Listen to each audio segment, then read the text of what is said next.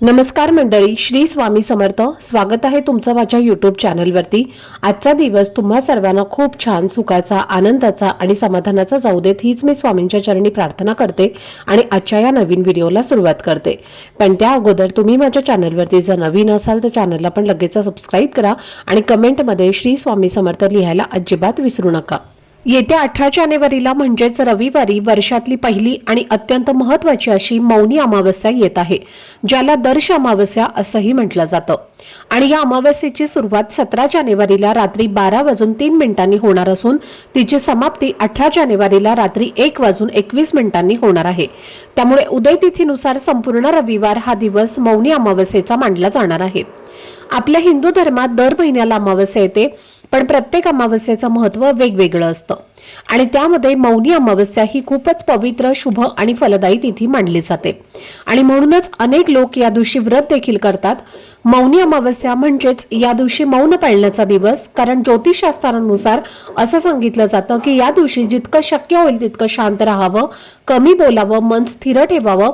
मात्र आपल्या रोजच्या धावपळीच्या आयुष्यामध्ये सर्वसामान्य माणसाला पूर्ण मौन पाळणं हे शक्य नसतं, हे आपल्याला सगळ्यांनाच माहिती आहे आणि म्हणूनच साधू, संत, ऋषीमुनी याच दिवशी पूर्ण मौन पाळतात.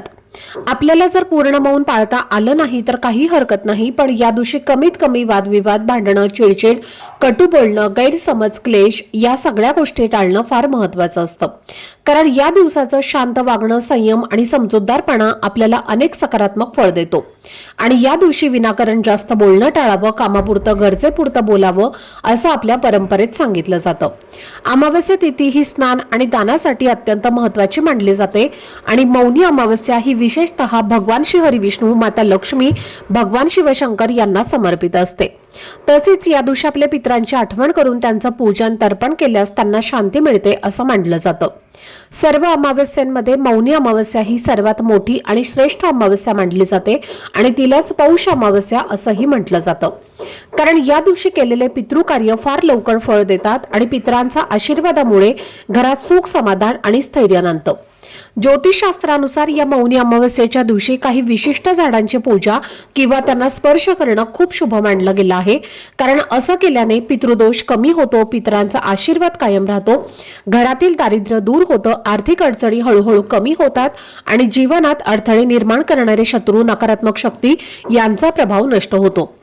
आणि म्हणूनच आजच्या या व्हिडिओमध्ये मी तुमच्यासोबत एक अत्यंत महत्त्वाची आणि प्रभावी अशी माहिती शेअर करणार आहे. तर या मौनी अमावस्येच्या दिवशी तुम्ही उपाशी राहिलात तरी चालेल, पण त्या एका विशिष्ट झाडाला श्रद्धेने स्पर्श केला तर त्याचे अद्भुत परिणाम दिसून येतात. कारण असं म्हटलं जातं की त्यामुळे अनेक पिढ्यांचा पितृदोष नष्ट होतो, 7 पिढ्यांचा दारिद्र्य दूर होतं, घरातील गरिबी, तंगी, अडचणी संपतात आणि मनातील कितीही कठीण इच्छा असेल तर ती पूर्ण होण्याचा मार्ग मोकळा होतो. तर हे झाड नेमकं कोणतं आहे आणि त्याला कधी आणि कशा पद्धतीने स्पर्श करायचा आहे आणि यामागचं धार्मिक आणि आध्यात्मिक महत्त्व काय आहे याबद्दलची संपूर्ण सविस्तर माहिती आजच्या व्हिडिओमध्ये मी तुमच्यासोबत शेअर करणार आहे. त्यामुळे व्हिडिओ हा स्किप न करता शेवटपर्यंत नक्की पहा, जेणेकरून तुमच्यापर्यंत योग्य ती माहिती पोहोचेल. आणि तुम्ही माझ्या चॅनलवरती जर नवीन असाल तर चॅनलला पण लगेच सबस्क्राईब करा आणि बेल आयकॉनला पण प्रेस करा, म्हणजे मी जेव्हा कधीही नवीन व्हिडिओज अपलोड करेन त्याचं नोटिफिकेशन सर्वात आधी तुम्हाला मिळेल आणि तुमचा एकही व्हिडिओ हा मिस होणार नाही. तसेच हाईप बटनवर सुद्धा क्लिक करा. तर आजच्या या व्हिडिओमध्ये तुम्हाला मी जो उपाय सांगणार आहे तर हा उपाय खास येत्या 18 जानेवारीला म्हणजेच रविवारी करायचा आहे. आणि हा उपाय तुम्ही सकाळी लवकर उठून केला तरी चालेल किंवा दिवसभरात कधीही, अगदी संध्याकाळपर्यंत जेव्हा तुम्हाला वेळ मिळेल तेव्हा तुम्ही करू शकता. कारण या दिवशी संपूर्ण दिवस अमावस्येची तिथी असणार आहे आणि म्हणूनच या दिवशी जे काही धार्मिक, आध्यात्मिक उपाय किंवा सेवा करायचे असतात तर त्या आपण पूर्ण दिवसभर करू शकतो. यंदाची मौनी अमावस्या ही आणखी खास मानली जाते कारण या दिवशी एक अतिशय दुर्मिळ आणि शुभ असा योग निर्माण होत आहे आणि तो म्हणजे 18 जानेवारी 2026 रोजी सूर्य आणि चंद्र हे दोघेही मकर राशीमध्ये एकत्र येत आहेत, जी शनीची रास आहे आणि त्यामुळे एक शक्तिशाली त्रिग्रही योग हा तयार होत असून याच योगामुळे फार मोठा आणि शुभ परिणाम देणारा संयोग घडून येतो. या दिवशी सूर्य आणि चंद्राचा संयोग फार लाभदायक मानला जातो आणि त्याचबरोबर सर्वार्थ सिद्धी योग देखील तयार होत आहे, जो योग इच्छापूर्तीसाठी अत्यंत प्रभावी आणि फलदायी मानला जातो आणि म्हणूनच या दिवशी केलेले उपाय हे लवकर फळ देतात असं सांगितलं जातं। आपल्या वास्तुशास्त्रात आणि धर्मशास्त्रामध्ये अशी काही झाडं सांगितलेली आहेत ज्यामध्ये साक्षात देवी देवतांचा वास असतो असं मानलं जातं आणि म्हणूनच त्या झाडांमध्ये एक दैवी शक्ती असते जी आपल्याला सहज दिसत नाही, पण योग्य तिथीला योग्य श्रद्धेने त्या झाडांची पूजा किंवा स्पर्श केला तर ती शक्ती आपल्याला लाभते। आणि विशेष तिथींच्या दिवशी आपण जसं की मौनी अमावस्या या दिवशी झाडांची पूजा केल्याने आपल्या मनातील इच्छा पूर्ण होतात, आयुष्यामध्ये चालू असलेल्या समस्या हळूहळू दूर होतात आणि मनाला एक वेगळीच शांती मिळते। आता पहा, प्रत्येकाच्या मनामध्ये काही ना काही इच्छा असतेच। कोणाला नोकरी हवी असते, कोणाला व्यवसायात प्रगती हवी असते, कुणाला घरातील अडचणी संपाव्यात असं वाटतं, तर कुणाला पैशाची चणचण दूर व्हावी असं मनापासून वाटत असतं आणि या सर्व इच्छा पूर्ण करण्यासाठी आपण खूप प्रयत्न करतो, मेहनत करतो, धडपड करतो, पण कधी कधी असं होतं की कितीही कष्ट घेतले, कितीही प्रयत्न केले तरीही अपेक्षित यश मिळत नाही आणि अशा वेळी अनेकदा कारण हे आपल्या कुंडलीतले ग्रह दोष, अशुभ ग्रहस्थिती किंवा पितृदोष असतो आणि ज्यामुळे आपल्या प्रयत्नांना योग्य ते फळ मिळत नाही। म्हणूनच असं सांगितलं जातं की जर मौनी अमावस्येच्या दिवशी या पवित्र झाडाची श्रद्धेने पूजा केली आणि त्या झाडाला आदराने स्पर्श केला तर मनातील इच्छा पूर्ण होण्याचा मार्ग मोकळा होतो आणि त्याचबरोबर घरावर असलेला प्रखर पितृदोष हा देखील कमी होऊ लागतो। पितृदोष असल्यामुळे घरात सतत वादविवाद, भांडणे, गैरसमज होत राहतात, नवरा बायकोमध्ये तणाव असतो, आई मुलांमध्ये दुरावा निर्माण होतो, मुलांची प्रगती थांबते, मुलं चिडचिडे होतात, हट्टीपणा वाढतो आणि घरात शांतता राहत नाही। पितृदोषाचा आणखी एक मोठा परिणाम म्हणजे घरात पैसा टिकत नाही, कितीही कमाई असली तरी कुठल्या ना कुठल्या कारणाने खर्च वाढत जातो, व्यवसायामध्ये अडथळे येतात, नोकरीमध्ये अडचणी निर्माण होतात आणि कोणतंही काम सुरळीत निर्विघ्नपणे पार पडत नाही। प्रत्येक ठिकाणी अपयश किंवा अडथळा जाणवतो। जर तुमच्याही आयुष्यामध्ये किंवा घरामध्ये अशाच प्रकारच्या समस्या सतत येत असतील तर तुम्ही या मौनी अमावस्येच्या दिवशी या झाडाची नक्की पूजा करा आणि श्रद्धेने त्या झाडाला स्पर्श करा, कारण असं केल्याने मनातील इच्छा पूर्ण होतात, देवी लक्ष्मी प्रसन्न होते आणि तिच्या कृपेने घरातील गरिबी, दरिद्रता आणि आर्थिक अडचणी हळूहळू दूर होऊ लागतात। तर आता हा उपाय करण्यासाठी या दिवशी सकाळी शक्यतो लवकर उठायचं आहे, कारण अमावस्येच्या दिवशी स्नानाला फार महत्त्व आहे आणि जर तुमच्या घराजवळ एखादी पवित्र नदी, तीर्थक्षेत्र किंवा गंगा नदी असेल तर तिथे जाऊन स्नान केलं तर अतिशय उत्तम आणि जर ते शक्य नसेल तर घरी अंघोळीच्या पाण्यामध्ये थोडंसं गंगाजल मिसळून श्रद्धेने स्नान करायचं आहे। स्नानानंतर घरातील देवघर स्वच्छ करून देवांची विधिवत पूजा करावी, धूपदीप अगरबत्ती लावून घरात प्रसन्न वातावरण निर्माण करावं आणि त्यानंतर दिवसभरात जेव्हा तुम्हाला वेळ मिळेल तेव्हा तुम्ही हा उपाय श्रद्धेने करायचा आहे, कारण या दिवशी केलेला प्रत्येक छोटासा प्रयत्न ही मोठं फळ देतो असं मानलं जातं। आता यामध्ये पहिलं झाड आहे ते म्हणजे तुळशीचं झाड। आपल्या हिंदू धर्मामध्ये तुळशीला विशेष महत्त्व आहे आणि या मौनी अमावस्येच्या दिवशी तुळशीची पूजा करणं हे अत्यंत शुभ मानलं जातं। तर तुम्हाला काय करायचं आहे, एका वाटीमध्ये गाईचं कच्चं दूध घ्यायचं आहे। कच्चं दूध म्हणजे गरम न केलेलं दूध असतं, तर ते तुम्हाला घ्यायचं आहे आणि त्या दुधामध्ये तुम्हाला चिमूटभर हळद टाकायची आहे। त्यानंतर तुम्हाला एक मातीची पणती घ्यायची आहे, त्यामध्ये शुद्ध गाईचं तूप घालायचं आहे, एक जोडवा त्यामध्ये लावायचा आहे आणि असा हा एक दिवा तुम्हाला प्रज्वलित करून घ्यायचा आहे।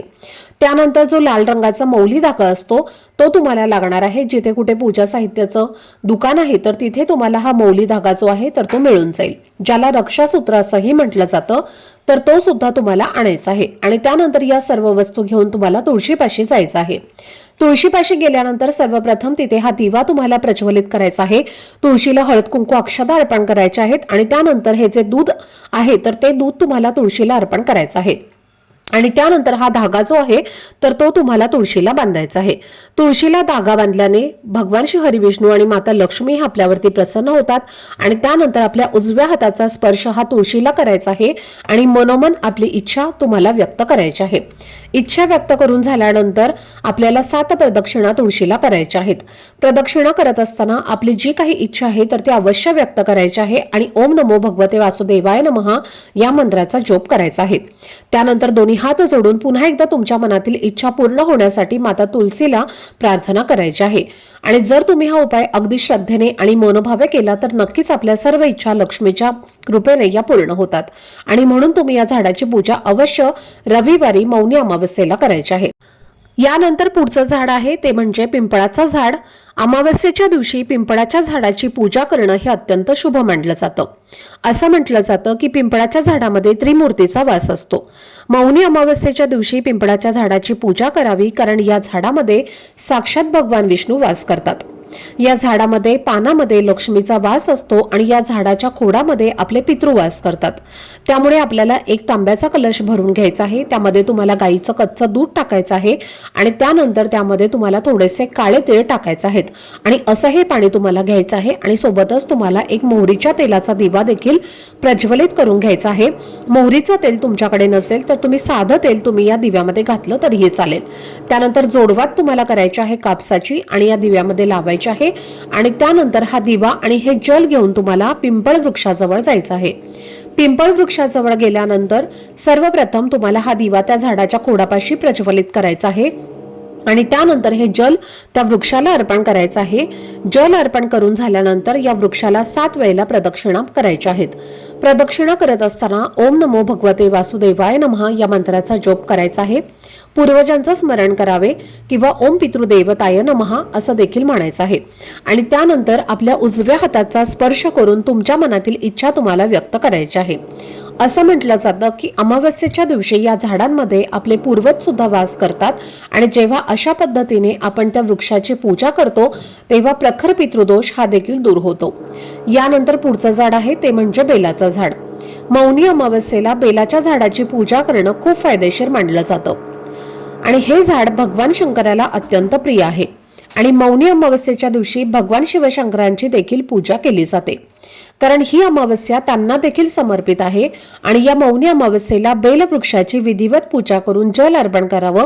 त्यामुळे जीवनामध्ये चांगले परिणाम मिळतात आणि त्यामुळे आपल्याला या दिवशी एक स्वच्छ पाण्याचा कलश भरून घ्यायचा आहे आणि त्यामध्ये आपल्याला थोड्याशा अक्षता, थोडेसे म्हणजेच तांदूळ टाकायचे आहेत आणि एक गाईच्या तुपाचा दिवा प्रज्वलित करून घ्यायचा आहे.